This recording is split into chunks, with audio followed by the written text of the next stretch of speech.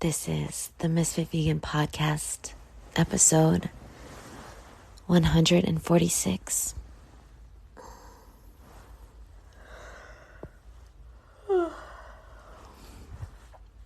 Sorry, I just woke up. The world will ask you who you are. And if you don't know, the world will tell you. Whew. I love that quote. Because a lot of us think that if we don't make a decision, then we're not making a decision. But we are. When we don't make a decision, the world makes it for us. Boo, you're in control. Everything is a choice. Everything is a choice. And let me just remind you something that you already know, ho. Okay?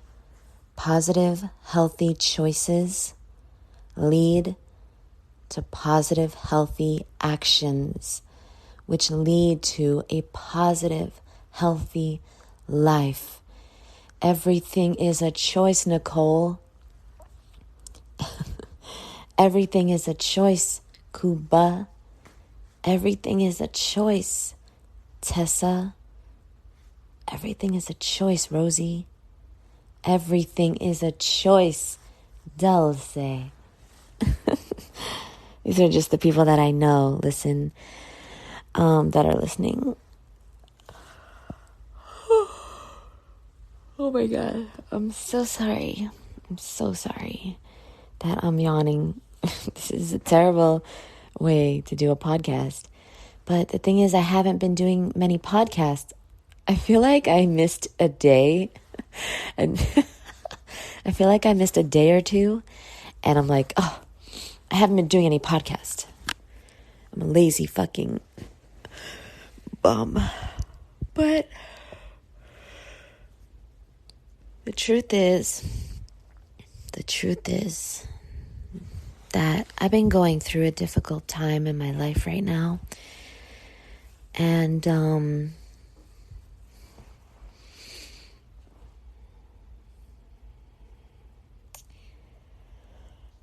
tis life.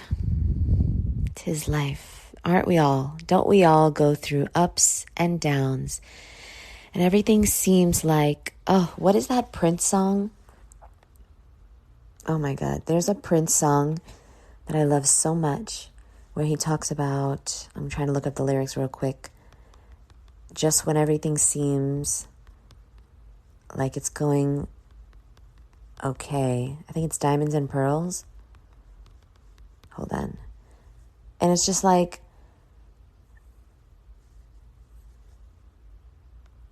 life is gonna fucking be a shit show. And then it's gonna be amazing. And then it's gonna be another shit show. And then it's gonna be aight. And then, oh my God, the unexpected will happen. And then, oh my God, the unexpected will happen. Okay. What is this? This is definitely the song, Diamonds and Pearls. But where does he say it? Hold on. I don't know why I'm deciding to. He says something like, oh no, it's not Diamonds and Pearls. It's,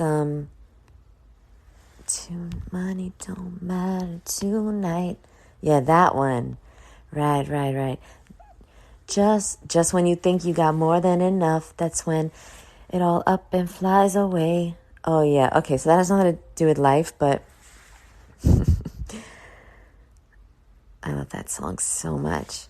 I love Prince, guys. I actually saw him in concert twice. Oh my gosh, you will not. Let me tell you something right now. I had a... Okay, I'm gonna get up because I have to. Because I choose to, so that I can stop yawning.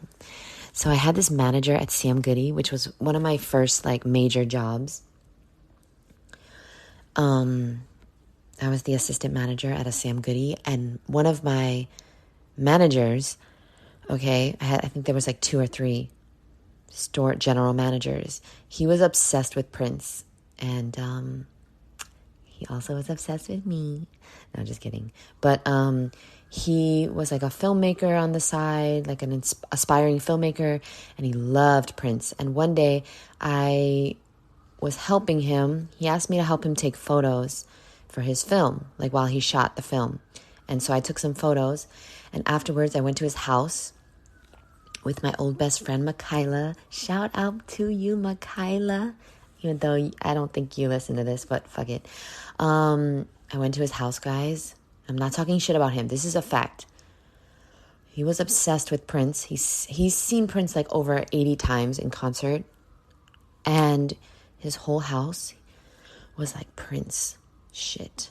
I'm not joking. He had cardboard cutouts of Prince. He had posters. He had signed CDs. He had magazine covers. He had fucking articles taped on the wall. And I look back and I'm just like, aight. Because you guys should see my room. I was going to make a joke. Not true. I was going to make a joke and say, that's what my room looks like, but it's Matt from the Raw Misfit show. My co-host Matt. I just have cardboard cutouts of him.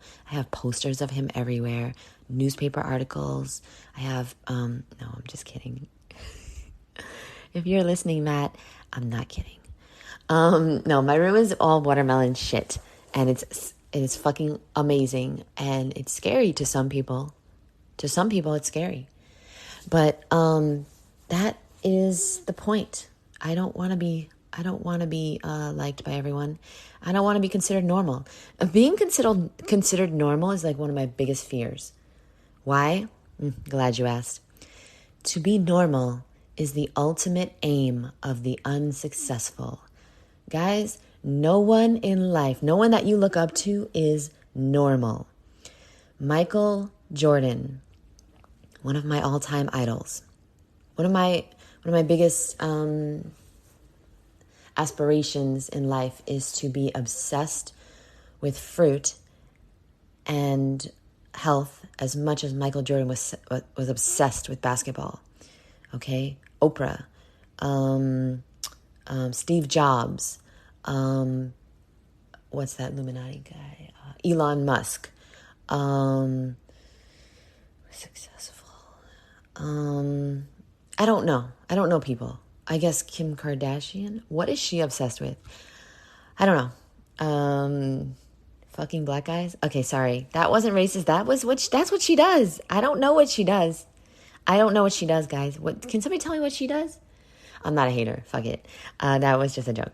But Andy Frisella, he's obsessed with mental toughness. David Goggins, also obsessed with mental toughness. I want to be obsessed. I know that either you're obsessed or you're going to be average. So like, I want to be known as somebody obsessed with fruit. Obsessed. Because that is my ticket out of an average life. I want to be I am obsessed with fruit, and I want to be known for that. And I want to create a better life for me. And I need to be successful. I need to be successful because I need to help as many people as possible. Guys, a lot of us were raised and told a lie about money. And we were told that only evil people are rich and only superficial people are beautiful and only selfish people get the life of their dreams, or only, I don't know, like, yeah, superficial, like materialistic people have a luxurious life. But like one of my mentors, Andy Frisella, who is the CEO of First Form, who is the head of the Real AF podcast and the MF CEO podcast, he built 15 homeless shelters in his hometown. Okay? St. Louis, Missouri. He does a lot of fucking good in the world. And that's what I want. I want to do a lot of good in this world. I don't want to fucking leave this world regretting anything. And I've made a lot of mistakes. And I've done a lot of things that I should regret. But guess what? I'm not going to regret them. I'm not going to regret them because I went for mines. I want to know at the end of my fucking life that I went for mines. And I'm sure there's a better, more classy, sophisticated way to say that, but I don't know it. Boo, I want you to go for yours. You are born alone and you die alone. I don't care what anyone thinks because they're not going to be there when I'm dead. When I'm dead in the afterlife, they're not going to be there. I'm going to be there. Maybe I'm going to be there with God and God is going to be looking at my fucking report card and he's going to be like, interesting, Jeanette. Well, looks like I gave you a lot of fucking talent and potential and you fucking squandered it. Can you explain that? And I'm just going to be like, I was on Instagram. I'm sorry. I was scared. I was too scared to start my YouTube. I didn't think I had much to say. I settled because I wanted to be safe. There's no such thing as safety in this life. The safe choice is the fucking hard choice. Okay? And I was listening to a video the other day and Steve Harvey was preaching his motherfucking ass off. By the way, Steve Harvey was homeless, just like me. I was homeless at one point. Okay? Steve Harvey said, and I always say this too, but he said it in a way that, chef's kiss. Chef's kiss, baby. He said, God is trying to deliver your success to you. It's a package. Success is like a package. But if you are not living on Faith Street, the package will get returned. You got to keep the faith, boo. But he said it way better than that. You got to keep the fucking faith. Because what happens is 99.99999% of people give up right before they see the fucking results. With weight loss, with your skin, with your fucking detox, with your finances, with your dating, with your looking for your dream partner, with your degree, with your self-esteem, with your self-development. Most people give up because you're not gonna see results. You're not supposed to see results. The compound effect, boo. Do you know the story about the penny, the compounding penny? Ooh, I know I sound like I have ADD. I don't.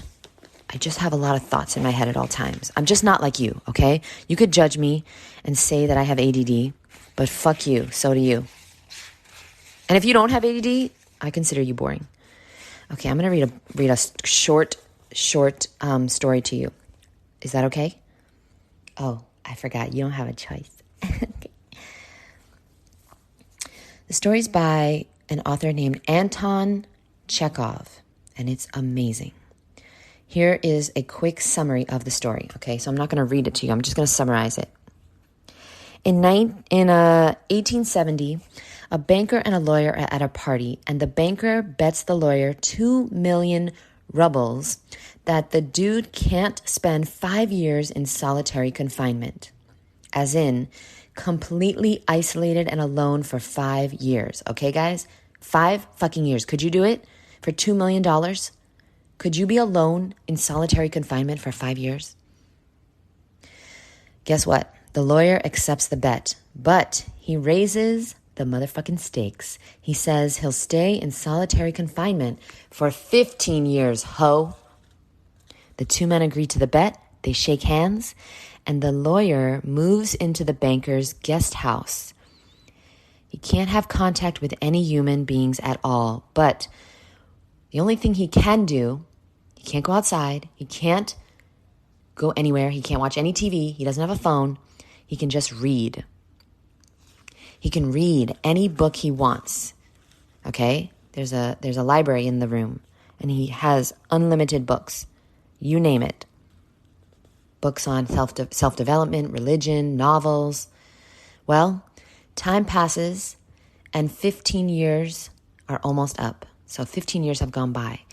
And the banker starts getting really, really worried because he realizes that the lawyer is going to make it and that he'll have to pay him. And the banker doesn't have $2 million. They say rubles, rubies in the fucking story. I can't remember. What is it again? Whatever. That's not the point. Let's say it's $2 million. And it's going to bankrupt him and ruin him. And the banker gets so desperate thinking about that the lawyer's going to win the money that he decides that he's going to murder the lawyer just to get out of paying him. So he sneaks into the guest house while the lawyer's sleeping, and he's ready to kill him when he sees a note. The lawyer had written the note, and in the note, he explained that he's going to leave the guest house 5 hours earlier than he was required to stay. Guys, I have chills. The lawyer left the house 5 hours short of 15 years. It's an amazing story. I'm not going to tell you everything because I want you to read it for yourself. But the bottom line is that the lawyer didn't feel like he needed or wanted the money anymore. The lawyer had spent 15 years learning from some of the most amazing minds in the history of the planet. And his life was completely changed. He was completely transformed, guys. And he was so grateful for that fact that he willingly lost the bet. And he thanked the banker. Guys, I know I just spoke about pursuing wealth, which is really, really important. Really important because you can do a lot of good with a lot of money. You can save a lot of animals. You can do so much. Money gives you options. If you're poor, you don't have no options, boo. Money gives you unlimited options and you deserve it. We all deserve it. And you can do so much. You can help so many. But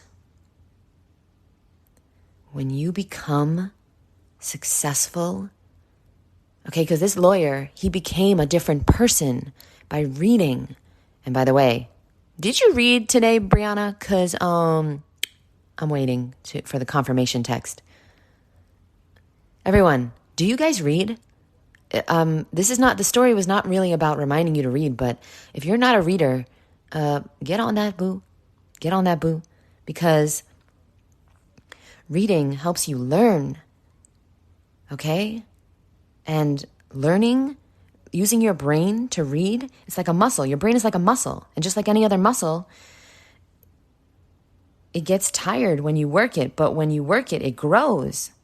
So if you're committed to becoming your best version, to becoming disciplined and mentally tough and inspiring the world and a better person and successful, then you need to read, boo. If you want to be more focused and persistent and just better in every way possible, commit to being a lifelong learner, which means you will be a lifelong reader. And so why I thought of this story is because the banker, he became a successful person, even though he didn't have money, even though he wasn't going to win the $2 million. He knew that when he got out of solitary confinement, he was going to be able to make it and way more. He didn't need the it was the lawyer. Sorry, not the banker. He didn't need the banker's money.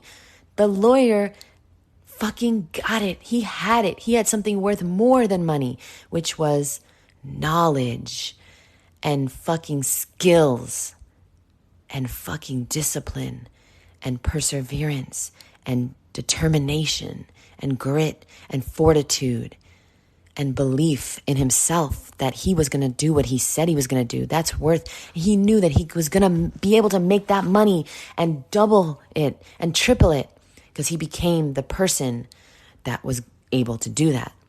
Okay, he didn't need the $2 million because he was going to make it. You just want to be a millionaire without being a millionaire. You feel me? Can somebody feel me out there? You will attract success by the person you become. Slow motion this side. I got nothing else to say that's more important than that. Please do me a favor. Please do something today that's going to take you to your dream life. And if you don't know what to do, I just gave you an option. Read a page today. Read one page of a book on self-development today. If you're not a reader yet, I read 10 pages a day, no matter what. Because I don't want to go back to the life that I had. I don't want to go back. I'm never going back. And that life sucked. And that was a life of pure pain and undiscipline. An undisciplined life is not worth living. Another quote that I love. I love quotes, guys. But the problem is that we just given up too soon. You're giving up too soon. You're giving up too soon, boo. Stop giving up. Yeah, it's hard, but being unsuccessful is hard too. Going for success is hard, and being unsuccessful is hard too. So why don't you choose the hard path that also comes with options? That's what the Steve Harvey video was about. Thank you, Matt, for sending that to me. Because, and if anybody wants that video, DM me on Instagram. Just DM me the word Steve Harvey, the name Steve Harvey. I'll send you the video. Or go to my, it's somewhere. It's on my YouTube community page. It's on my Telegram. It's places. It's just like, you're going to have to learn how to stop quitting on yourself. Stop stopping your affirmations. Stop stopping your doing your workouts. And how? Just stop. Just do it anyway. Stop stopping yourself. Boo, I see you. I see how strong you are, but you don't see it. You've been through so much worse than a fucking 30-minute workout every day. Which, speaking of which, I gotta go work out. I love you guys. I appreciate you. Thank you for being here. Thank you for being successful. Because if somebody listening to this is successful, the world's gonna be a better place. Because you wouldn't be listening to this if you weren't a good person. And we need all the good people to get all the money. So you could do all the fucking things. So you could build all the homeless shelters. So you could plant all the fruit trees. So you could provide amazing high quality fruit for thousands and thousands of people that could never afford it.